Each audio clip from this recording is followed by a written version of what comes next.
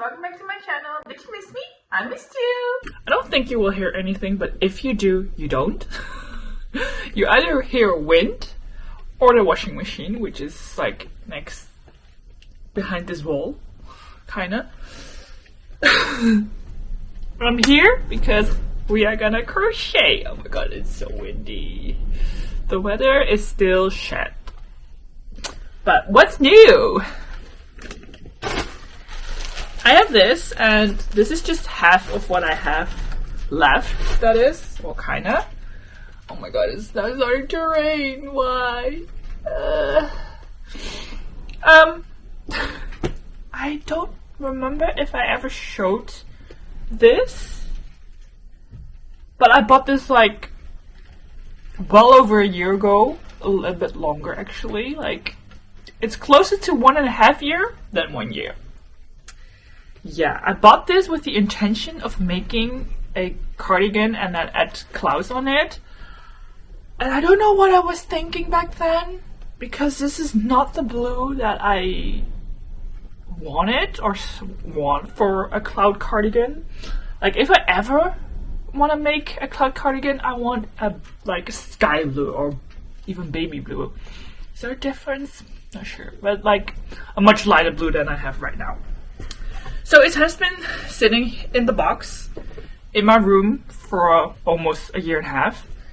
And now I'm like, girl, you need to do something about it. So I am doing something with it. And I'm making something that I've been wanting to make for some time now. Oh god, my ball of yarn. Look, I learned how to make like a cake yarn. Is that how you call it? And it's so cute! This, I mean, once you know how to make this, is very easy, but before that, it's like, but the cardigan in question, I already made 1/2, and I'm not quite sure if this is enough rows. I just don't know. So therefore, I think I'm just gonna start on the second half of it, and once I'm done with that, we'll see from there. But basically, I made this! Can you tell what it is? Oh god, can you even still hear me? I'm making a hexagon cardigan, and I really want to make a rainbow one, but since I've never made this, and especially not with this yarn, this is my so-called fancy yarn. This is a lot softer and thinner than the not so fancy yarn, if you will. So I feel like, no, I don't feel like it is different because, but yeah, I'm still not sure if I want to use fancy yarn for the rainbow version, but we will see. I need to make this first, and I'm currently at 24 rows, and this is how far I am with it, and I think it fits, but it's really hard to tell. So I'm just gonna fold it up, put it in the bag, or whatever, and start with the second half. Like, if you don't know, you need to make 2 hexagons to be able to make 1 cardigan out of it. And that's what we are gonna do now. So much talking. Oh, how do you like my little corner here? Oh, I love it. Yeah, I don't love this very much. Please ignore this. I will decorate this a little bit differently. Yeah, let's not talk about it. And I have Mom here to assist me in whatever I need. But yeah, what I had left with that ball of yarn was the third one. So I don't need 3 full balls, I guess, but I still need extra for the back piece. But I'm talking way ahead of myself. I'm grabbing a new ball of yarn, and I'm using a 5mm hook, whereas this says 4. The recommended hook size is 4, but I'm using 5. I actually wanted to use a bigger one. Oh god, where did I leave my hook? Did I put it back in here? So I started it actually with a 5.5, but it was just too big for this type of yarn, I guess. it was just like not working out for me. So yeah. So we're using a 5. Oh my god, I feel so cozy right now with my blankie, and this couch like just fits me perfectly.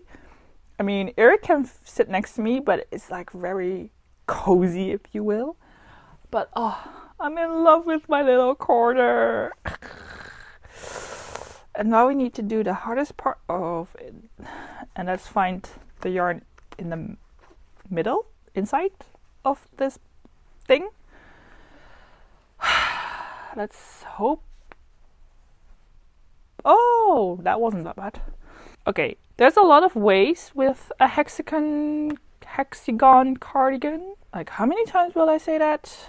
I hope not many. And as far as I know, with the little research that I did, it's like personal preference with like how you even start the whole hexagon.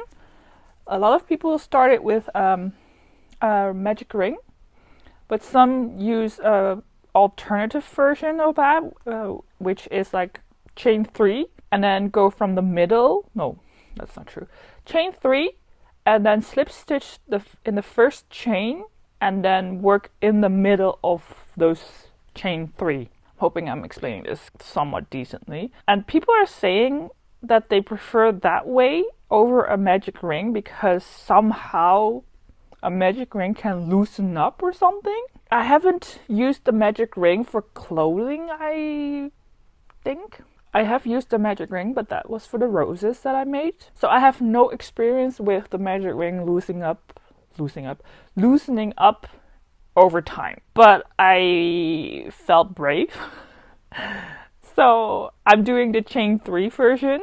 And other than that, there's also a debate, I guess, whether to chain 1 or 2 for the corners. At least that's what I know. The one I'm making right now is actually a chain 3 corner, just because of one video. And I do not add a chain 1 in between my clusters. That's because the one in the video doesn't do that either. And I don't know why, but I felt like following her way of doing it. So here I am, doing it her way.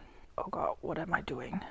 Yeah, that's basically how I'm making this. And now I just need to add 6 clusters of double crochet in here. How many do you have? Oh shoot, I only have 4. I miscalculated. God damn it.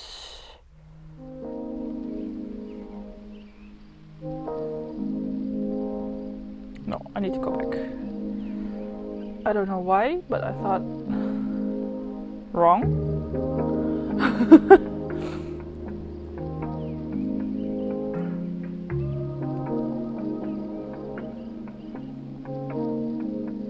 Okay, something like that. This is my beginning hexagon.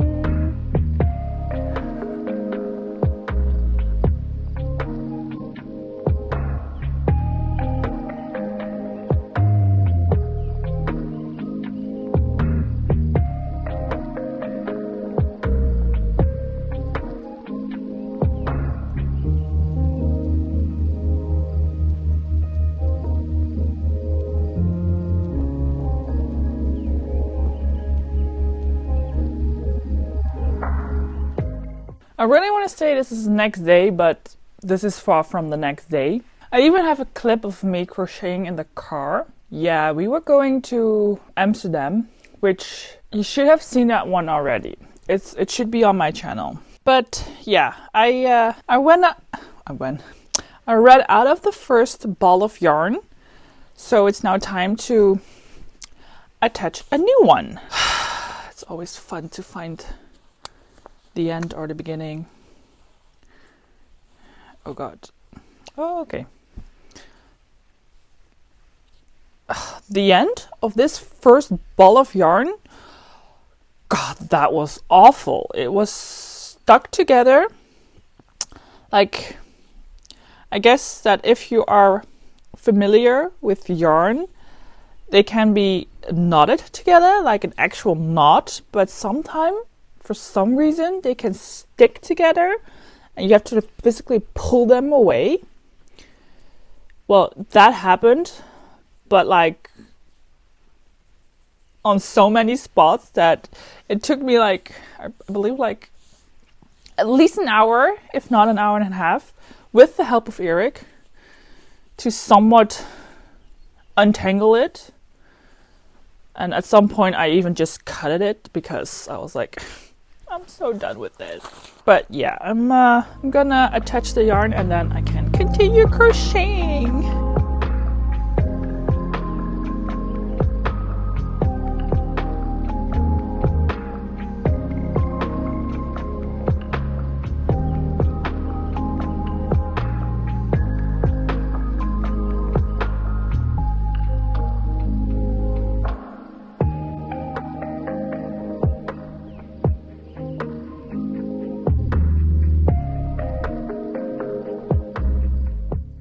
Wow, feels like forever. Finally back with this project. I semi-finished the first half. Like this cuff. Let's not talk about it. But yeah, I'm gonna tell you what I did with the first one, and I'm gonna do the same with the second one. Oh god. Oh no, what did I do?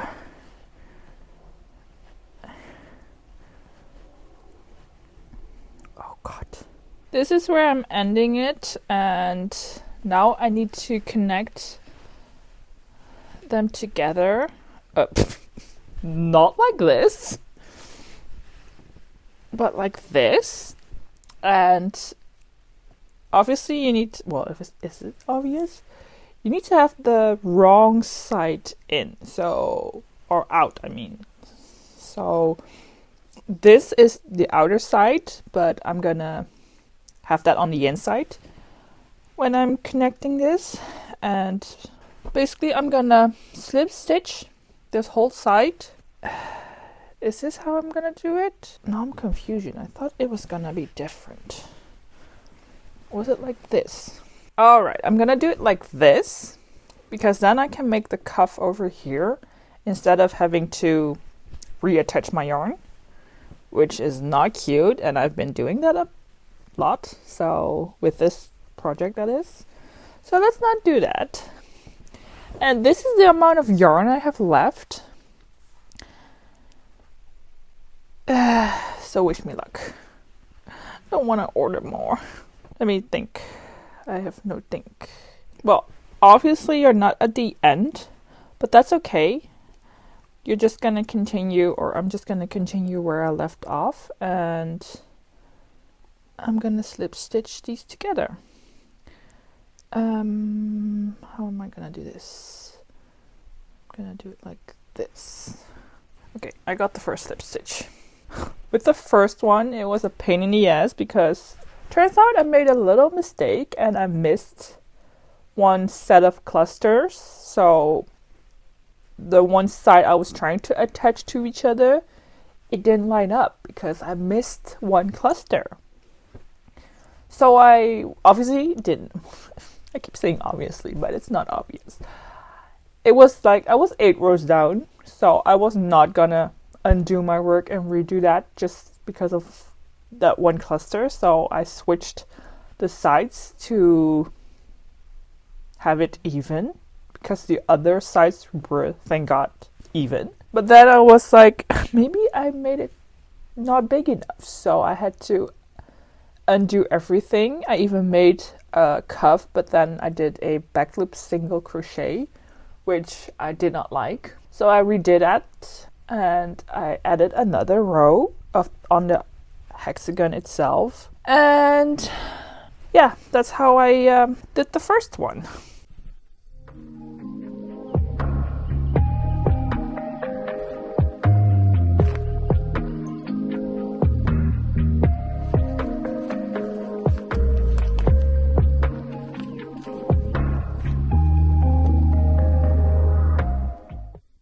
We have arrived at the cuffs.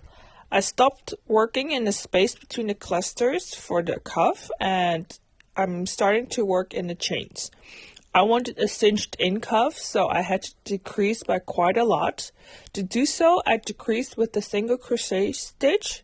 If you don't know how to do this, I suggest you to look it up, but basically you start a single crochet in the first chain and you finished it in a second chain.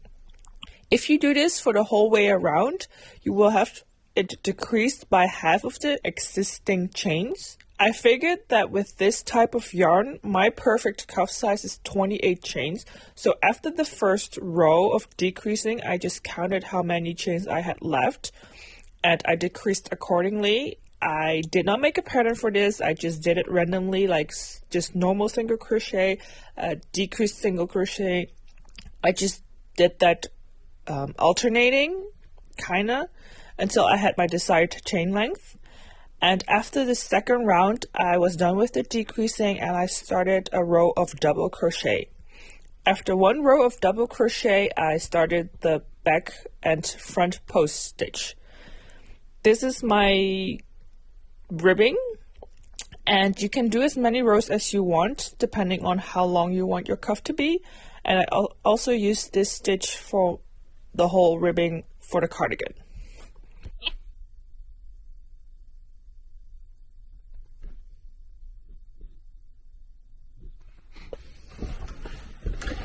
Oh god. I'm back. Yes, I'm wearing the same outfit as yesterday. That's not why I'm here.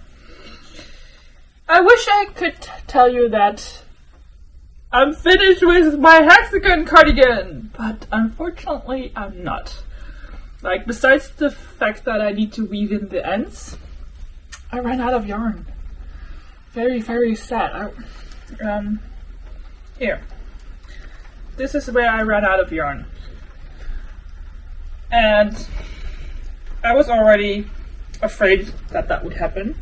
I still need to finish this part and the whole bottom part. And I think I would like to add another row. But like I said, I ran out of yarn. And you would be like, just go out and buy some yarn. Yeah, I wish I could.